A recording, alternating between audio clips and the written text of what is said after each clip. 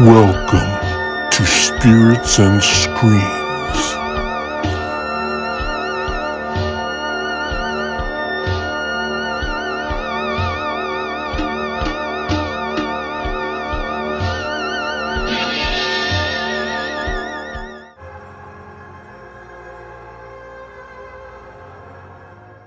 Hey guys, how's it going? Welcome to Spirits and Screams. Tonight we're going to take a look at a classic 70s supernatural horror film called The Sentinel. Now this one I was really happy to revisit. So fun. I remember it fondly from years and years ago. And it's got a star-studded cast. And it's just so creepy and twisted. I just love it. So why don't we take a look at what it's all about. The Sentinel from 1977.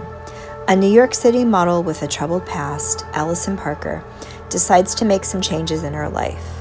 So she relocates to a brownstone apartment where the only other tenant is a blind priest.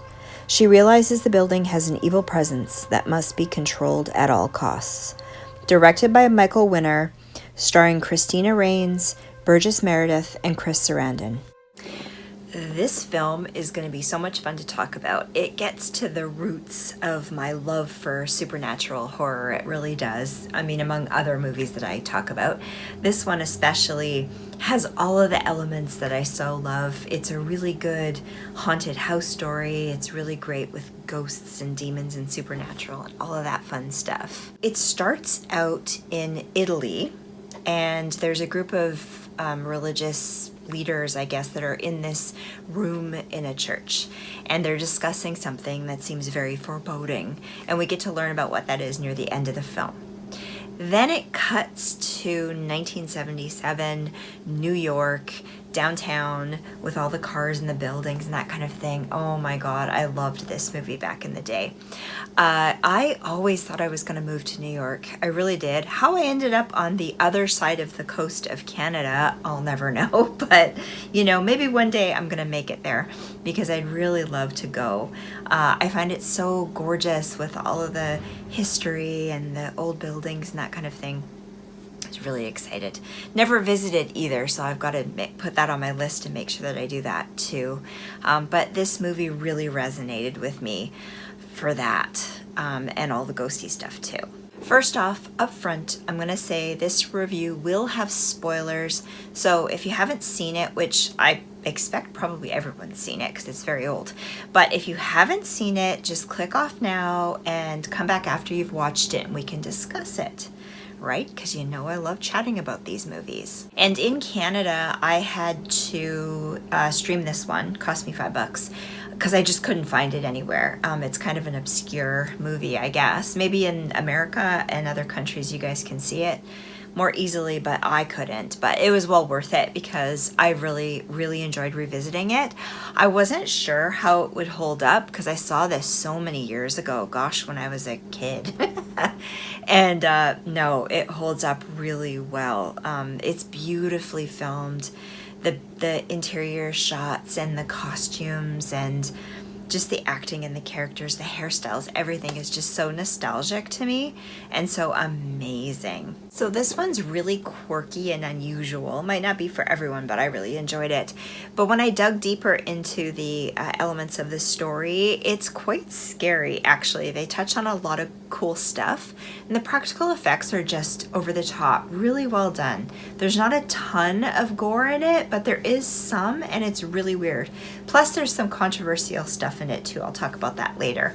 But it's got a lot of neat stuff to it. I really recommend that you check it out if you haven't yet because yeah, it's fun, and revisit it again because it holds up really well. The first thing I'm going to talk about is the cast, which is just ridiculous. Like nowadays they could never afford to make a movie like this.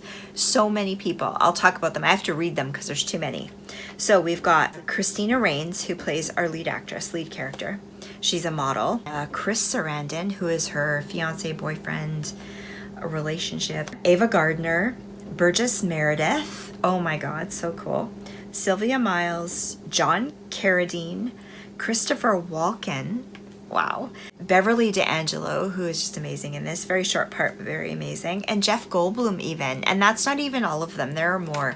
Like, man, wow. To have been alive back then and see these actors, you know, do their magic and really watch them in so many different films. So I feel so blessed and fortunate I was able to do that. And for you young people that weren't around back then, check out these movies because these actors are just like over the top amazing, especially in horror films. So quirky, so unique, so individual, and just love watching them. And like I say, it holds up really, really well. So the story is based around our main characters, Alison and her boyfriend Michael. Alison's played by Cristina Raines and Michael's played by Chris Sarandon. And they're together for a couple of years. She's a model and she's gaining a lot of fame. She's in all kinds of magazines. They show all the old magazines and just being a model in New York at that time, the photo shoots and all that stuff. So fun. The costumes are just amazing. You know, regular clothing and stuff for back in the day, but just really cool. It's neat seeing the actual legit real deal stuff. Hairstyles, everything. And they're together, and she recently suffered something really traumatic. Well, as a kid, she suffered something traumatic. She witnessed her father, who, I guess she comes from a well-to-do family. And her father was a little bit crazy out there. He was very promiscuous, I guess, for back then. And, you know, she walked in on something when she was a kid, and it was all very devastating. Anyway, it sent her into kind of a breakdown where she ended up in a mental institution and had to recover from that and whatnot. And I guess years later he dies, you know, and she's experiencing that part of her life, and she's just bringing up all kinds of old stuff. She's with Michael. They're together and she plans on being with him forever. He wants to marry her, that kind of thing. But she's at a stage where she kind of wants to live on her own for a bit, just to see how things will be and then eventually get together. So he's looking for apartments for them to live in New York that are very expensive because he's a lawyer and he's got money. So he's looking at high-end, like thousands of dollar apartments. It's kind of crazy. Back then that was so much money, and now wow. And she's looking at stuff that's more affordable, that's around $600 range. Her good friend is like, why don't you just move in with him and then you can have a decent place to live and a life? And she's like, no, I don't want to do that. I want to try out living on my own and prove to myself that I can do it before I do that kind of thing. And you kind of get the feeling that maybe there's something she's in doubt about with him, but we don't really hear anything about that. He seems just like the perfect guy, you know, just awesome. I loved him in Fright Night too. They're kind of going through that, but he agrees to it that they'll do that. She ends up finding a realtor who shows her this place, this apartment that's just grandiose, like amazing, really old. It's fully furnished. Like there's a library in it and just like amazing architecture. And she finds it, and the realtor says to her, no one else really lives in the building except for this old man, an old priest that's blind. He lives on the 5th floor because she sees him sitting in the window. So creepy right off the top all the time. And the woman says, oh, he's just a recluse. It's all good. He's harmless. Don't worry about that.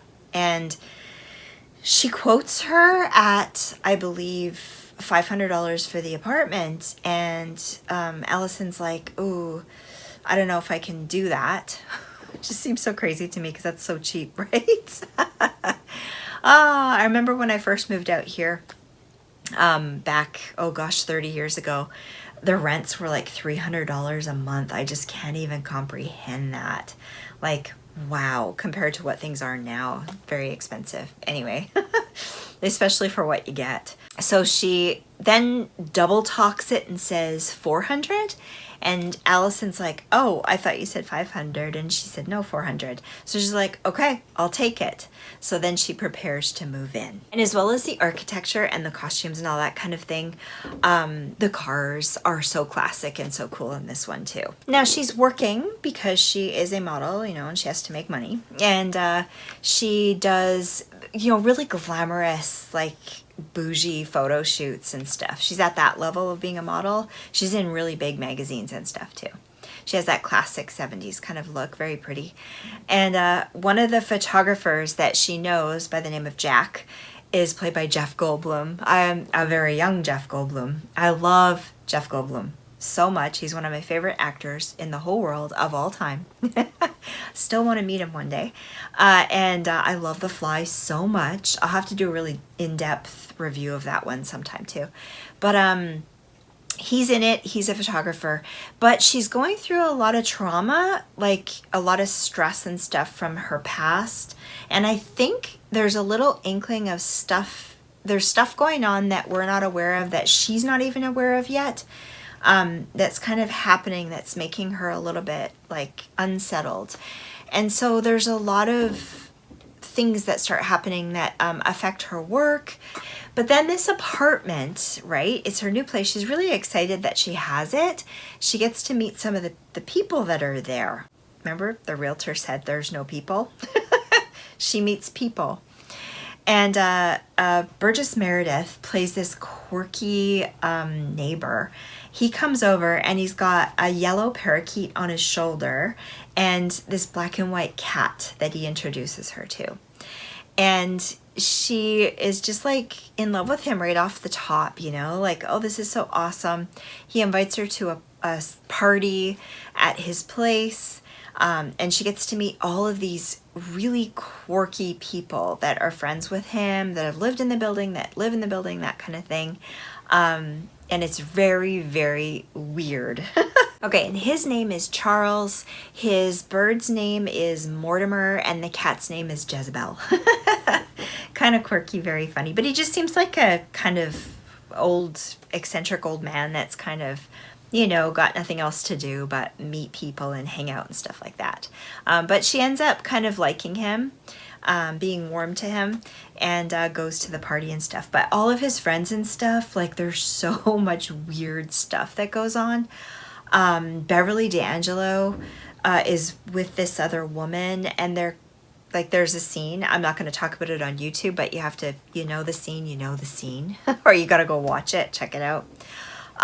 Really strange, and she's a little bit like, okay then, really weird, I'm gonna stay away from you guys. And all these other people. It's totally gives me Rosemary's Baby vibes. Exactly, to a T, like perfectly. And Charles also says everybody's really great in here. All the neighbors are really cool, except for the priest on the top floor. He's not very friendly. So, you know, something is weird there, but you kind of get the feeling like maybe he's evil or he's bad or something like that, and something's going to happen there, but you're not sure. We also learned from the realtor that the church owns this, the diocese owns this apartment building. So then you kind of wonder, like, is that priest up above, is he possessed, or something strange going to happen with him that's bad, you know? But you're not really sure. So I loved that about it, because up until the end, I didn't really know what was going to happen. And rewatching it the second time, I guess I put some of the details out of my head, because it was kind of like a surprise watching it all over again. And also during the party, I forgot to say, he has this like old-fashioned record player, and they're listening to music and dancing around and having a really good time. It's really neat. Allison's continually having like these headaches and stuff, and she's fainting and just not feeling very well. Like, lots of stuff keeps coming up that I feel like from her past is kind of affecting her, and there's just stuff going on. So, but the building itself that she's living in, the apartment, seems totally fine and comfortable until after this party that they have for her.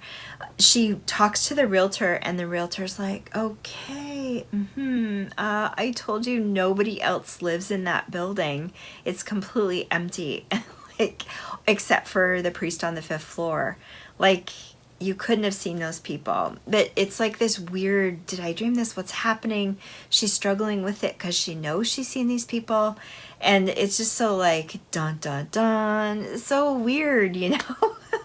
But I love it. But she just keeps going on. So then you start to think maybe her mental health is not back on track, and she's not doing very well. And the stress of being pressured into getting married and living with this guy, and her job and all that is starting to get to her, and maybe she's starting to go downhill again, as opposed to thinking things are supernatural quite yet. Even though we know, from the plot of the film that it is supernatural. So she's really struggling with, is she going crazy, or is this place actually haunted? She even sees, there's lots of dream sequences and stuff, like I said, or visions, or we're not sure what. She even sees the cat eating the parakeet, and he's all covered in blood, and she runs away screaming. She's just so freaked out. And then she has a dream of her dad kind of looking like a crazy zombie creature, and she's stabbing him. The effects, like I said, are so amazing, all practical, really cool, and really scary, but really fun to watch. After this dream, she ends up running out into the street at 4 a.m. and she's covered in blood. And the cops come, and one of the detectives is Christopher Walken, right? And they're questioning things. They question her boyfriend, Michael. They, uncover the past files of his ex. She unalived herself a few years ago, 2 years ago, I guess, just before him and Alison met. And so they're questioning that. You're kind of thinking, why are they going that route? Because he's such a nice guy. It doesn't make any sense. I didn't even put it together. It ends up being a thing in the end. But yeah, really, really weird that they're questioning that. But they're trying to figure stuff out. And Alison apparently was covered in her own blood. So, of course, they're talking about the time she was in the hospital.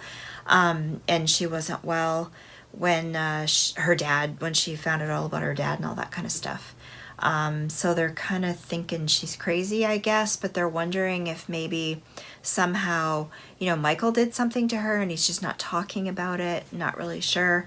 They go and investigate this apartment building, and all those rooms are like empty except for the furniture, but they're covered in cobwebs, like nobody's been there. And she's like insisting there was a party there and there's neighbors that live there, and they're like, no one's been there forever. You can tell they haven't. Then her and Michael start digging deeper into it and go into the rooms and look at stuff. And they realize, they're thinking the carpet's changed. Maybe somehow the people in this building are pulling one over on her and trying to make her like she's crazy or something like that. And then they pull out a book off the shelf, and Michael reads it. It's pages. She's looking at it, and all she can see is Latin, right? Pages and pages and pages, and he just can't see it. So then he's really thinking she's losing her mind. But Michael takes the book, and he loves her so much he's going to look into it and figure out what's going on. So he takes the book to another priest, I think, to get it, to figure out what the Latin means, because she writes out what she sees. And keep in mind also that Michael is a lawyer, so he knows his rights, and he's not stupid, so he knows how to really research and investigate this stuff. But you get that feeling there's something else going on, and we're not finding out about it yet. So Michael finds out that the Latin that translates into a quote from Milton's Paradise Lost. Love that. I love Paradise Lost. Such a great read. You should read it if you haven't yet. I remember being sort of taken through it bit by bit in English class in university, and I absolutely didn't want it to end. I loved it. I just loved every bit of it. And at the same time as Michael's doing all of that, Alison goes to a church to go to confession. She has a cross too that she's wearing that was in her father's room that she took. Kind of weird. So I guess they were kind of a religious family, but he was doing all this stuff, so it really hit her hard that he was, being so crazy. And that's why she had the breakdown. And I also forgot to say she tried to unalive herself during that time as well. That's why she was kept in hospital. So there's always that kind of feeling that maybe she's going to hurt herself again. Considering all the pressure and stress and the headaches and all the stuff that's happening to her right now. So anyhow, there's all these creepy things happening that can't be explained. We're not sure who's actually seeing things, what's made up, what's a dream, that kind of thing. Michael learns that the priest that is up on the 5th floor that's constantly staring out the window, and he's blind, he has like white eyes, is named Father Matthew Halloran. And I thought that was an interesting choice of names because when you look up the supposed true story of The Exorcist by William Friedkin, that story of the exorcism of Ronald Doe, that one was performed in part by a Father Halloran. And I thought, that's interesting. I'll look that up. So I looked it up, and the Exorcist the Exorcist movie happened in 1973. The Roland Doe case of demonic possession happened years before that. And so this movie's in the 70s, right? It's 1977. And I thought, I bet you they used that and put that together. How cool is that? I'm finding it so neat the last little while. The movies I'm reviewing are so interconnected. It's funny how your taste in movies can do that sometimes. Maybe not everybody's does that, but mine does. And so many cool connections between each, the actors, the names, the stories, that kind of thing, over the decades. And I'm just finding it's just endless, the number of supernatural horrors that I can find to watch. So fun. I love discovering those kinds of facts. So Alison's continuing to have problems, deteriorating. There's all kinds of weird things happening. Michael researches all the people that Alison saw at the party are all dead.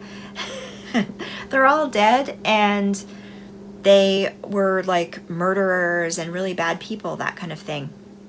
And so he's just wondering what the hell's going on. So she ends up staying the night with a friend, I think, and he goes back to the apartment further to investigate and see what the hell's going on. So Michael goes to the apartment. He goes upstairs to the 5th floor to face this priest to figure out what's going on. And he's very angry, and he's getting angrier and angrier. And the priest is not talking, and he's blind, and he's kind of in a chair, and he gets really angry, asking him questions of what is going on, what's happening here. So much so he starts to strangle the priest, and then I believe hit him with something, bludgeon him, and then it just cuts away from that. And Alison goes to this place, and she's like scared of the stuff that's there, so she's hiding out in a closet, and she hears a noise, and she's freaked out, and it ends up being Michael finding her. They go into each other's arms and think, oh, it's amazing, they've saved the day, she's safe. And he steps back, and he's looking at her, and she sees that there's blood, and these little cufflinks that she gave him with his initials on them, they're covered in blood, so she's really worried something's happened to him. But anyway, she finds him, and they're together.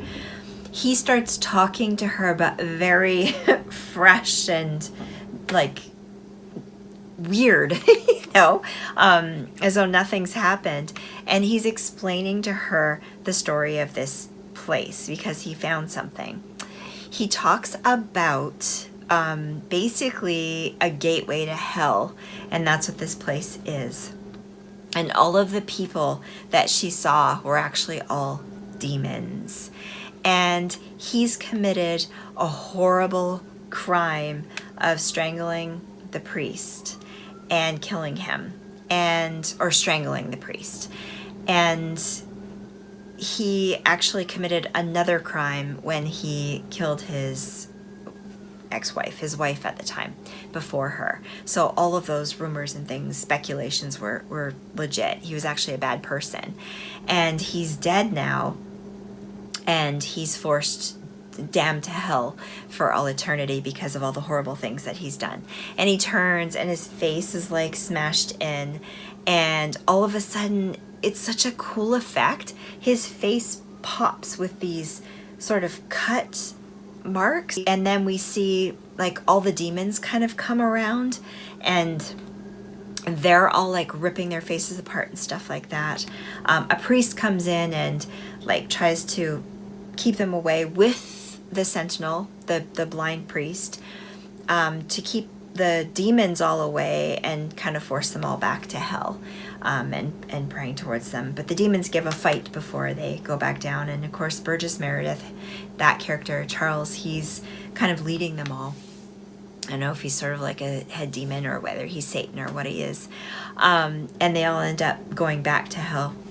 And she's left there, and she's told that by Michael that, I'm going to read this part so I don't screw it up. She's told by Michael that the Latin she saw in the book that she could see but he couldn't was a warning from Archangel Gabriel to Uriel. Uriel was stationed at the entrance to Eden to guard the place so that the devils couldn't come out, the demons couldn't come out.